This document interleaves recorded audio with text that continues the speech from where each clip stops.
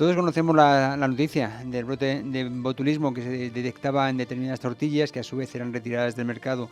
Esta noticia salía la semana pasada y por eso nos hemos preguntado ¿qué es el botulismo? O mejor dicho, Ramón Bernado se ha planteado ¿por qué no hablar del botulismo? Y por eso me acaba de decir que este es el tema que nos va a presentar en el día de hoy en su sección de medicina. Muy buenos días, Ramón Bernado, gracias por acercarte a Es la Mañana de Guadalajara.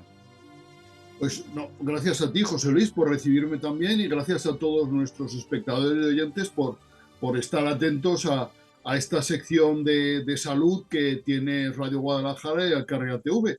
Pues el botulismo, ¿verdad?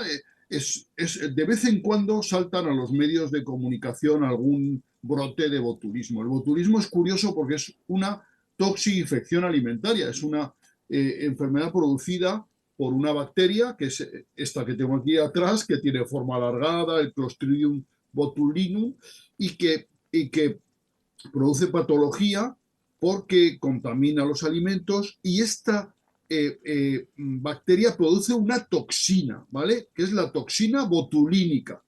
Tú, José Luis, que eres un hombre de mundo, seguro que has oído hablar del Botox, ¿verdad? El, el, El el, Botox, bueno, sí, sale en el rollo, en la revista de la farándula y todo eso, de que no sé qué se ha puesto exacto, Botox y y ahora Botox por aquí, Botox por allá, pero no sabría definirlo, por supuesto. claro, pues el Botox es la marca de la toxina botulínica. O sea, Ah, la toxina botulínica produce parálisis de los músculos. ah. Entonces yo no me he inyectado Botox, pero si me lo inyectara, por ejemplo, pues me quitaría, inyectándome aquí Botox, me quitaría pues estas arrugas que se forman, las patas de gallo, o esto que se ha llamado diagrama de barras que se forma en los labios, pues eso te lo inyectas y te elimina las arrugas. ¿Por qué? Porque produce parálisis muscular. Entonces, inyectado en dosis muy pequeñitas, en la piel, debajo de la piel, en los músculos, produce parálisis muscular y elimina las arrugas. También tiene uso terapéutico porque se puede utilizar para las migrañas, etcétera, ¿verdad? Y esa toxina botulínica que empleamos con métodos por medio, con objetivos, diríamos, eh, eh, eh, estéticos o médicos, es la misma que produce Clostridium botulinum y que causa las toxinfecciones alimentarias. ¿Cómo funciona esto? Pues un alimento se envasa en condiciones no suficientemente higiénicas, se contamina de Clostridium, el Clostridium produce la toxina, porque el Clostridium en sí mismo no tiene un efecto especialmente nocivo, pero sí la toxina, y esa toxina al ingerirse produce no un cuadro de diarrea, de vómitos, como producen generalmente las toxinfecciones alimentarias, produce un cuadro neurológico. Y eso hace que esta enfermedad a mí me parezca súper atractiva. O sea, imagínate una enfermedad que es una intoxicación alimentaria que produce un cuadro neurológico. ¿Y qué síntomas da? Pues que el paciente ve doble, que puede producir parálisis, puede producir fatiga severa, puede producir visión doble, lo que se llama diplopia, dificultad al hablar, al tragar, visión borrosa, puede producir también incluso dificultad para respirar y puede producir parálisis respiratoria y con lo tanto la muerte del paciente. O sea, el botulismo es una enfermedad potencialmente muy grave, ¿no? Muy grave. Y entonces me dirás tú, pero bueno, y entonces, ¿cómo una persona con síntomas neurológicos va una persona al hospital y dice, mira, tengo estos síntomas? Y claro, los médicos pensarán en ictus, pensarán en una enfermedad neurológica, pero pensar en una toxinfección alimentaria es raro, ¿no te parece, José Luis? No, Porque, es que cuando lo has dicho es tal como lo has definido, ¿no? Cuando pensamos en una intoxicación alimentaria, pues piensas en la diarrea, en los vómitos, en el dolor de barriga, en el agua, en beber bebidas de estas isotónicas, tal, pero que a raíz de esto afecte a nivel neurológico es realmente llamativo, claro. claro, entonces la manera que el médico tiene de diagnosticar esto es porque no solo hay un caso en la familia, hay varios casos en la familia de lo mismo, ¿no? Imagínate que han comido tortilla de patata para cenar una familia y entonces eh, entre 12 y 36 horas se van a manifestar los síntomas y hay uno que a las 12 horas ya W, hay otro que a las 24 horas se le cae un brazo, hay otro que tiene dificultad de tragar a las pocas horas más. Entonces, ese cuadro neurológico de aparición familiar hace sospechar de que haya habido ahí una intoxicación alimentaria, ¿vale? Esto nos retrae, tú eres joven aún, o a lo mejor no te acuerdas, al llamado síndrome tóxico que ocurrió en el año 81 en España y que fue debido a que se vendió aceite de motor Sí. para ser consumido como No, aceite de mesa, ¿no? Y ¿era el mismo del aceite de colza? estamos hablando del aceite de colza. Eso, vale. eh, Pero eh, bueno, pero no, eh, no es eh, aceite de motor, el aceite de colza es un aceite de origen no, vegetal. pero Sí, lo que ocurrió en el año sí, 81 es que aceite de motor sí. se vendió como aceite alimentario. Que era de colza, sí, la colza Ah, es eso, un cereal y se puede sí, sí, extraer de él aceite que es me acuerdo perfectamente perfectamente. de la crisis de aceite de colza, pero bueno, se ha hablado muchas veces, sí. Yo creo que todos recordamos a aquellos años que también hubo Claro, tantísima... pues Sí, dime. aquello es parecido. ¿Por qué? Porque efectivamente a nivel familiar aparecía un cuadro que muchas veces era neurológico, ¿vale? Porque el aceite, el síndrome tóxico, el famoso síndrome tóxico causaba muchos síntomas neurológicos. Entonces tenía que ser algo que se comía, ¿no? Algo que se bebía, algo que compartía, ¿no? Y aquí ocurre lo mismo. Aquí cuando hay varias personas en una misma familia o incluso en una misma zona que tienen síntomas neurológicos a la vez, eh, eh, resulta que tenemos que sospechar en que haya sido algo que se haya ingerido, ¿no? Y hay que ir al cubo de basura a ver los restos de tortilla que han quedado para analizarlos y, por supuesto, intentar analizar también la presencia de toxina botulínica en los pacientes, ¿vale? La, la, la, el cuadro de botulismo es un cuadro muy grave. Volviendo a lo de esto que me decías del síndrome tóxico, el aceite de colza es perfectamente comestible, no Claro, hay ningún problema con el aceite de a eso colza. me refiero. Lo Lo que que pasó en pasa el es que 81 que estaba contaminado con anilina. Ese claro, el era, aceite de claro, colza, dos pero cosas. el aceite de colza, desde entonces yo no sé si se ha vuelto a consumir, no lo creo, pero sí es apto Sí, para el sí, consumo sí, el humano, aceite si de es colza natural. tienes en muchos alimentos que Sí, están ahora en España elaborados y se puede consumir. Es un buen aceite el mm, aceite de colza, sí, como el de maíz, exacto, parecido exacto, al de maíz o al de girasol. Y lo que pasa es que ese aceite de colza se había tratado, se había desnaturalizado exacto. para emplearse como aceite de motor y Está, se vendió como para aceite de consumo humano a nivel, ya lo sabemos, a nivel de calle, en el que tú bajabas a una furgoneta en el barrio y comprabas una garrafa de aceite que estaba muy barato, ¿no? Y que te lo vendían como aceite bueno y eso fue lo que ocurrió, que fue aquello un auténtico desastre porque hubo muchísimos afectados, muchísimos mm, muertos y yo lo conozco bien el asunto porque yo justo terminaba ese año la carrera y una de las primeras cosas que las que me enfrenté cuando empecé a trabajar en ese mes de agosto, después de haber tenido el título en mi mano a finales de julio, pues fueron pacientes con síndrome tóxico, ¿no? O mm, sea que, entonces, el botulismo es un cuadro en el que también aparecen síntomas neurológicos producidos por una toxina, ¿vale? Por una toxina, ¿vale? Eso es importante. Entonces, la manera de evitar el botulismo es el envasado perfectamente higiénico de los alimentos y, en segundo lugar, la cocción y ese tipo de cosas.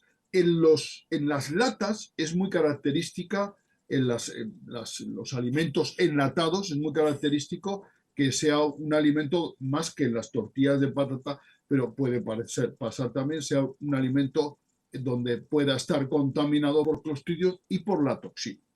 Decir que hay un cuadro extraordinario que es el botulismo infantil. El botulismo infantil, José Luis, se produce en niños menores de un año que toman alimentos con Clostridium, ¿vale? Y que no, que no ha producido la bacteria, la toxina, porque si no tendrían botulismo igual que el adulto, pero ingieren alimentos con Clostridium y su aparato digestivo, que diríamos no está preparado para eso, ese Clostridium produce la toxina, ¿no? Y produce el cuadro neurológico de esa manera. Y estos alimentos hay que destacar especialmente la miel. La miel Sí. es un alimento que puede estar contaminado en muchas ocasiones por Clostridium, ¿vale? Un adulto, si toma miel contaminada con Clostridium, no le pasa nada, salvo que haya producido la toxina, que eso no suele ocurrir en la miel. Pero un niño sí, un niño llega la bacteria a su aparato digestivo, esa bacteria encuentra un medio en el que puede florecer y produce toxina. Por eso a los niños menores de 1 año no hay que darles miel, ni siquiera en cantidades pequeñas, no hay que darles miel, ¿vale? Es una cosa importante. Pues, Cuando hace 40 años había papillas de niños que eran trigo con miel o maíz con miel, eso está totalmente desterrado por el problema este que puede tener. Aquí que vivimos en una zona privilegiada en la que tenemos una de las mejores mieles del mundo, pues insistir, a los niños menores de 1 año no hay que darles miel en ningún caso, ¿vale? Importante. Entonces, ya hemos dicho cómo se produce, cómo se transmite. Esto no se transmite de persona a persona, el botulismo no se transmite de persona a persona, se transmite únicamente tomando alimentos generalmente enlatados contaminados con Clostridium que ha producido la toxina, ¿vale? ¿De acuerdo? El Clostridium se elimina por la cocción simplemente de los alimentos, se elimina sencillamente. Hay alimentos enlatados que deben de ser enlatados en condiciones higiénicas perfectas para evitar esto, ¿de acuerdo? Los síntomas son neurológicos, el diagnóstico nos viene dado generalmente, o la sospecha diagnóstica, porque hay un brote familiar de un cuadro neurológico, eso debe de hacernos pensar en botulismo, ¿vale? Y puede haber un botulismo iatrogénico. El botulismo iatrogénico es cuando a alguien le ponen Botox en muchos sitios y al final le pones más toxina botulínica de la que puede, diríamos, soportar el organismo y puede tener un cuadro neurológico general. Eso es raro, pero puede ocurrir porque hay personas que para evitar la arruga se ponen mucha toxina botulínica o el médico o el paramédico que lo hace se pasa, ¿no? ¿De acuerdo? Importante todo esto. Vale, complicaciones. Pues las complicaciones graves del botulismo es que puede producir la muerte por parálisis respiratoria. El botulismo produce parálisis de grupos musculares, sí paraliza en los músculos respiratorios, los intercostales, el diafragma, pues puede producir la paralización del aparato respiratorio y la muerte del paciente, ¿vale? Los alimentos hay que cocinarlos enlatados a temperaturas elevadas, más de 100 grados, durante más de 20 minutos para conseguir eliminar el Clostridium, ¿vale? Una vez que se ha producido la toxina, esa toxina, aunque hierbas el alimento y tal, no desaparece la toxina, no, se destruye el Clostridium que produce la toxina, pero la toxina no se destruye de ninguna manera, ¿vale? Eso es importante. El diagnóstico muchas veces es de presunción, porque investigar si el individuo tiene toxina en el organismo lleva días, ¿vale? No es una cosa rápida. En cambio, un cuadro clínico neurológico que se da en un brote familiar sí que es muy característico. Existe antitoxina, ¿vale? Ese es el tratamiento específico, la antitoxina, ¿vale? La antitoxina, que quede claro, no revierte el daño producido, ¿vale? Si se ha producido parálisis, imaginemos que se produce parálisis de los músculos de la lengua y el individuo pues no puede tragar bien, no puede hablar bien, eso la antitoxina no lo revierte, pero sí que impide el efecto de la toxina en otras partes del organismo, ¿vale? Y con el tiempo el sistema neurológico se va a restablecer y el individuo puede recobrar, si no todo, en parte, la motilidad, en este caso que poníamos, de la lengua, ¿vale? ¿De acuerdo? Es la antitoxina que existe, ¿vale? ¿De acuerdo? Muy bien. También existe Sí. una inmunoglobulina botulínica, unos anticuerpos que se pueden utilizar para tratar a los bebés que toman miel, ¿vale? También se puede utilizar. Por supuesto, el uso de antibióticos, que en los casos generalmente no sirven para nada, porque el problema es que está la toxina, ¿no? Dime, José Luis, que me querías preguntar algo. Sí, no, quería preguntarte de tema de prevención, como siempre, pero vamos, que cuando termines con lo tuyo, porque esto, por lo que estoy viendo, se lo encuentra el que se lo encuentra, ¿no? ¿O hay algún Claro, estilo de vida más saludable que pueda hombre, ayudar a prevenir el no, botulismo? mira, esto todo el mundo tomamos latas, las latas y los alimentos envasados forman parte de nuestra vida, no hay vuelta de hoja.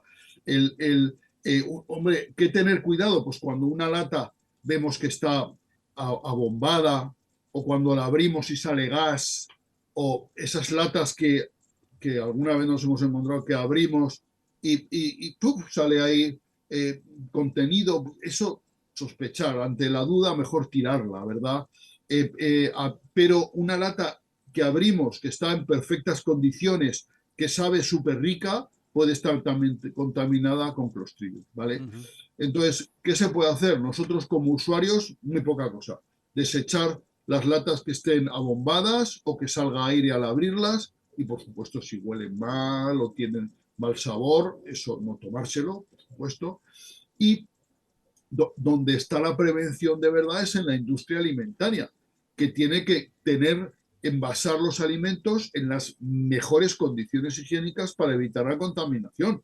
El Clostridium está donde está, en la tierra. El Clostridium es una bacteria que vive en la tierra, que vive en la tierra mucho tiempo. Entonces, cuanto más higiénica sea el envase de los alimentos, menos riesgo hay de que se contamine por Clostridium, lógicamente, ¿vale?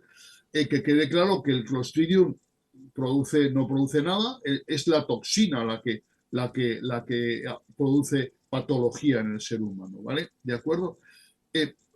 Hay una cosa súper rara, que la cito como anécdota, que sería la contaminación de las heridas por Clostridium botulinum.